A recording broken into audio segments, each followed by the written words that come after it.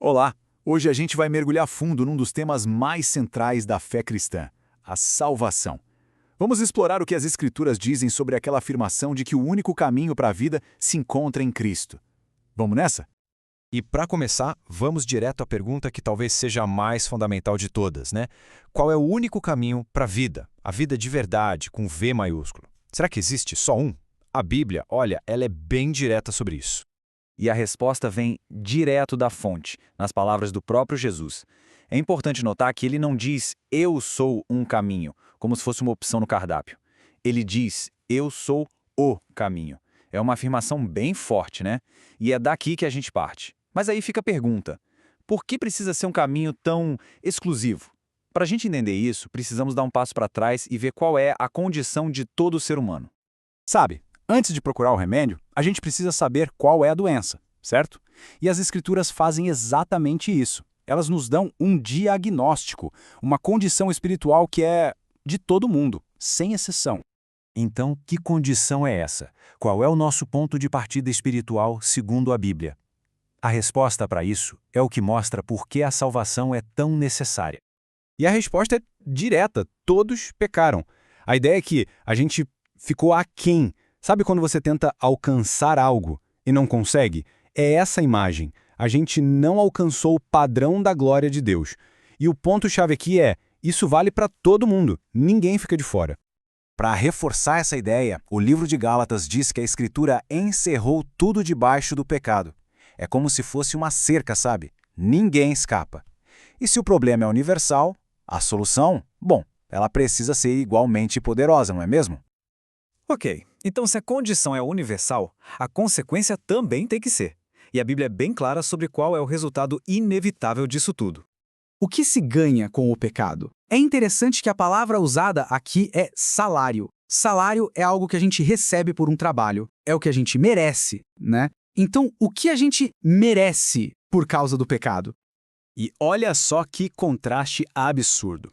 De um lado, o salário do pecado, que é a morte, aquilo que a gente ganhou por esforço próprio. Do outro lado, não é um salário, é um dom, um presente, totalmente de graça. E esse presente é a vida eterna. É o oposto completo, o que a gente merece versus o que a gente recebe de graça. Mas como isso virou um problema para todo mundo? A Bíblia volta lá no começo em Adão. Foi por causa daquela primeira transgressão que o pecado e, com ele, a morte entraram no mundo. E a partir daí, isso passou para toda a humanidade. Então, vamos recapitular. A gente tem um problema, o pecado, que é universal, e uma consequência, a morte. Agora sim, a gente pode voltar para a solução, a resposta de Deus para tudo isso.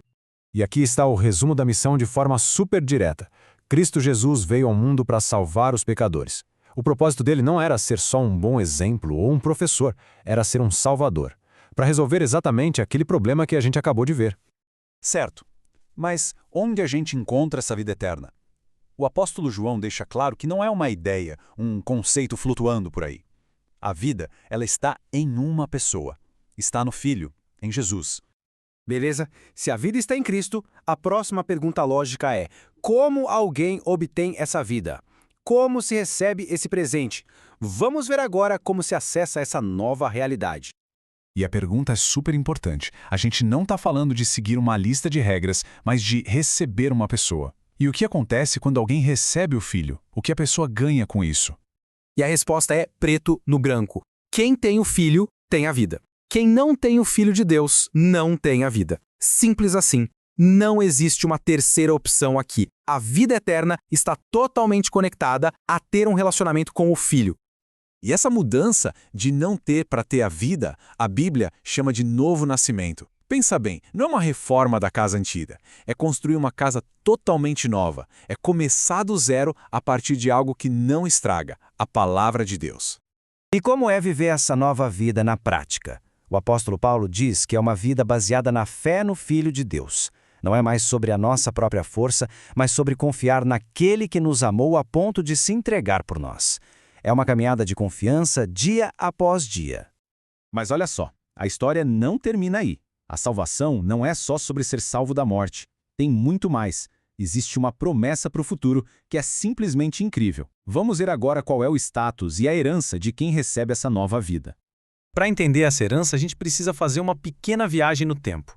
Vamos voltar lá para Abraão, sabe? O pai da fé. Deus fez promessas incríveis para ele, e essas promessas estavam ligadas à sua semente, ou seja, à sua descendência. E aqui vem um detalhe fascinante. O apóstolo Paulo faz uma análise super interessante. Ele diz que quando a promessa fala em semente, no singular, não estava falando de um monte de gente de todos os descendentes. Estava apontando como uma flecha para uma única pessoa, Cristo. E olha só como a lógica se encaixa perfeitamente. Primeiro, pela fé em Jesus, a gente se torna filho de Deus. Segundo, se a gente é filho, a gente também é herdeiro. E terceiro, herdeiro de quê? De Deus. E mais, a gente se torna co-herdeiro com Cristo. Ou seja, a gente compartilha da mesma herança que Ele. É algo gigantesco. Então, o resumo da ópera é o seguinte: aquela promessa incrível feita lá para Abraão, a herança de Deus, não é algo que a gente consegue por ser de uma família específica ou por fazer boas obras. É um presente. E esse presente é ativado pela fé em Jesus Cristo e entregue para todo mundo que crê. E tudo isso nos traz a uma reflexão final, para a gente pensar mesmo. Se a Bíblia diz que aquele que não tem o Filho não tem a vida, o que isso significa? O que é viver de verdade, então? Essa análise toda sugere que a resposta vai muito, mas muito além de só respirar e existir, sabe? É algo muito mais profundo.